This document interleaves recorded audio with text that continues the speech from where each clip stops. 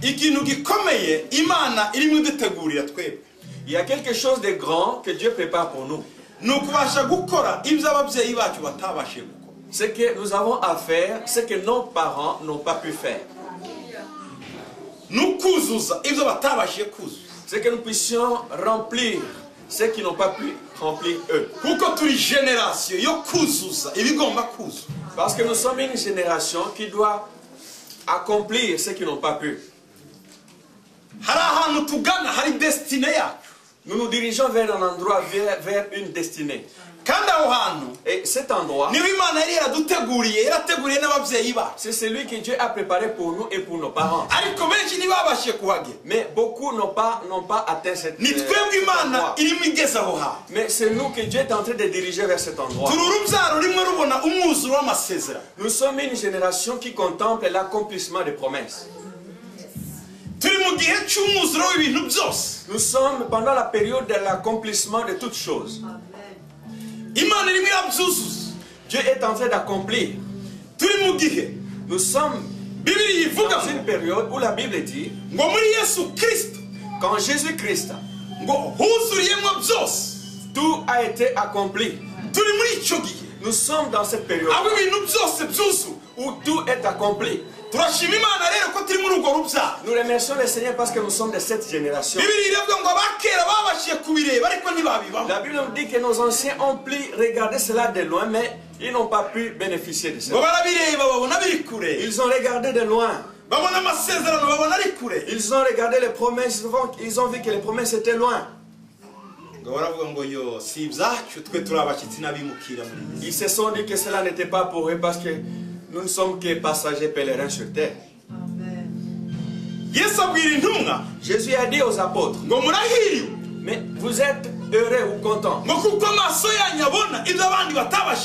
vos yeux ont vu ce que les autres n'ont pas pu voir. Et vos oreilles écoutent ce que les autres n'ont pas pu écouter. Ce n'est pas que nous soyons supérieurs à eux. Ce n'est pas parce que nous avons quelque chose nous sommes quelque chose de grand. Mais c'est la grâce de Dieu pour que nous soyons nés dans cette génération. Si tu n'es pas mort, que tu es vivant aujourd'hui, il y a quelque chose que Dieu prépare pour toi. Pourquoi est-ce que tu n'es pas mort? Parce que beaucoup avec qui vous êtes nés sont morts.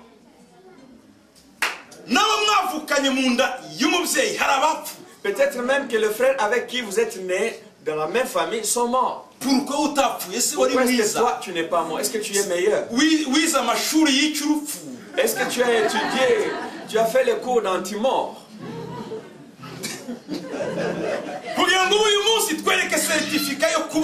Est-ce que tu peux nous montrer un certificat de vie? C'est parce que Dieu a encore un plan avec ta vie.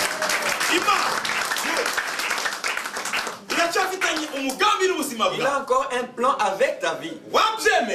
Que tu l'acceptes ou pas, Dieu a un plan avec ta vie. Dieu a un endroit où il veut t'amener. Dieu te fait confiance de sorte que tu accomplisses ce que tes parents n'ont pas pu. Hey! Hey! Hey! Hallelujah! Hallelujah! La Bible. La Bible nous montre très bien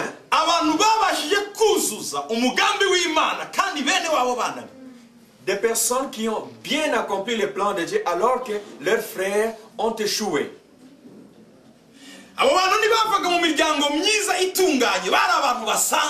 Ces gens ne descendaient pas de familles extraordinaires, c'était des personnes ordinaires comme toi et moi.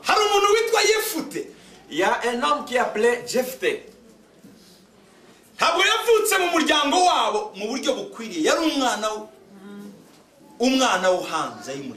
C'était un enfant qui n'était pas né dans un foyer normal, c'est un enfant qui est né en dehors du foyer. C'était un bâtard.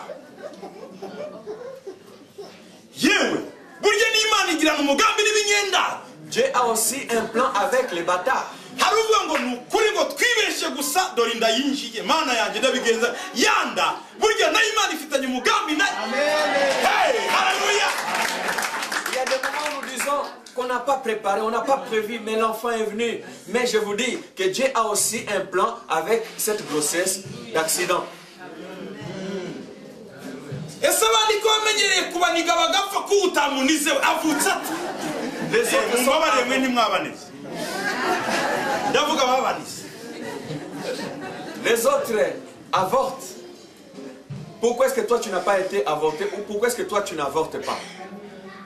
Ese iyo mama wawe gukuramo uyu munsi tuba dufite nde hano imbere y'umuntu? Et si ta maman avait avorté ta grossesse, est-ce que nous t'aurions avec nous?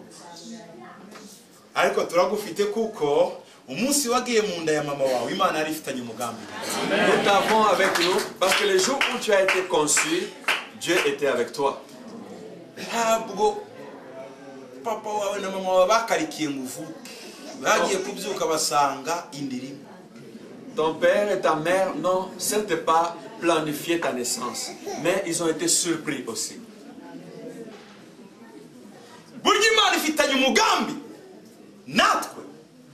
Dieu a-t-il vraiment un plan avec nous? Bibiliya iravuga ngo Yefute La Bible nous dit que Jephthé arakura a grandi. se abyara abandi bana benshi. Son père a eu beaucoup d'autres enfants. Abandi bana Beaucoup d'autres enfants. umunsi umwe Un jour, babana b'umugore nyakuri ces enfants de la vraie femme du foyer, abana batari ibibyarwa abana ba nyirizo les enfants de la maison, des enfants légitimes, abo bana ces enfants, bagira umugambi wo kwica Yefute. ils ont conçu un plan pour tuer Jephthé. Ati Yefute Ils se sont dit, Jephthé, biragaragara ko ari mukuru niwe uzatwara umutungo reka tumwice. ils se sont dit que comme il est grand, il risque d'hériter. Il est bon que nous puissions l'enlever, l'ôter, le tuer. Kandi ni twebwe twavutse mu nzu Parce que c'est nous qui sommes les enfants légitimes. tugomba kumukura. Nous devons les tuer. Abantu bazagambirira kugukuraho ariko ntibazabishobora kuko Imana ifitanye umugambi. Les gens peuvent planifier ta mort, mais ils ne pourront pas parce que Dieu a un plan avec toi. Haleluya.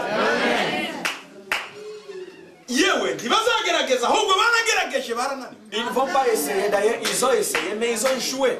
Ndagira ngo nkubwire ko uriho ugenda i Buruseli cyangwa se hirya no hino hari abo birya. Je voudrais te dire ceci, te voir toi en train de circuler à Bruxelles ou ailleurs, il y a des gens qui ne dorment pas à cause de cela. Ahubwo atari ko kuki katapfuye Ils se disent pourquoi est-ce qu'il n'est pas mort? wagahitana Si on pouvait l'emporter, wamugonga. si on pouvait le cogner, Abandi baragerageje ariko ntiwapfuye. beaucoup ont essayé mais ils n'ont pas. Ese uzi impamvu ntabwo wambaye antimoro nuko Imana igifitanye umugambi. Tu n'as pas d'antiment, mais cela c'est parce que Dieu a un plan avec toi. Haleluya. Yefute bakora umugambi Ils ont conçu un plan contre Jephthé ariko abandi nabo et les autres, bigira inama ils se sont dit ceci. taho kumwica Ils se sont dit au lieu de les tuer, reka tumubwize ukuri nous allons lui dire la vérité. natuvemo agende yangara shaka yanjye. Qu'il sorte du milieu de nous, qu'il parte, qu'il aille ailleurs.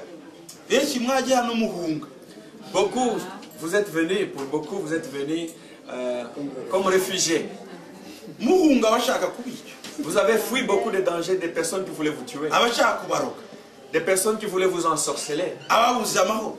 des personnes qui vous faisaient manquer la paix. Bari bazi ko ugiye batazongera kugucira iryera, batazongera kukubona. Ils se disaient Uzibagirana qu'ils mu ne vont mutwe plus wawe. continuer à te voir, tu seras oublié. Ariko nayo nkubwiye naho Yefute yagiye Imana yajyanye. Mais je voudrais te dire que là où Jephthé est parti, Dieu est allé avec lui. Icyiza cy'Imana. Ce qui est bien chez Dieu, Niyo wajya mu mazi, Bibiliya iravuga ngo ijyana na. même lorsque nous allons sous l'eau, Dieu va avec nous. Bibiliya iravuga ngo nuca mu muriro nzawucanamo na. Même lorsque tu passes au travers du feu, je vais traverser ce feu avec Bibiliya toi. iravuga ngo niyo naguruka nkajya hejuru mu museke nayo La nzayisanga. Bible dit que même si nous nous envolons comme un oiseau, là aussi Dieu est avec nous. Ngo se iyo Mana tuzayihungira. Mais où est-ce que nous allons fuir loin de la face Aho de Dieu? tuzajya hose iraha. Quel que soit l'endroit où nous allons partir, Dieu est là. Ndashima Imana ko iri kumwe nawe uyu mugoroba. Je vous remercie, mais ce n'est pas qu'il est avec toi ce soir. Haleluya. Yefute aragenda. Jephthé est parti. Atazi yaje. Il ne savait pas où il allait. Atazi yaje. Il ne savait pas où il allait. Nta mahoro afite. Il n'avait pas de paix. Yari umwana mu bandi.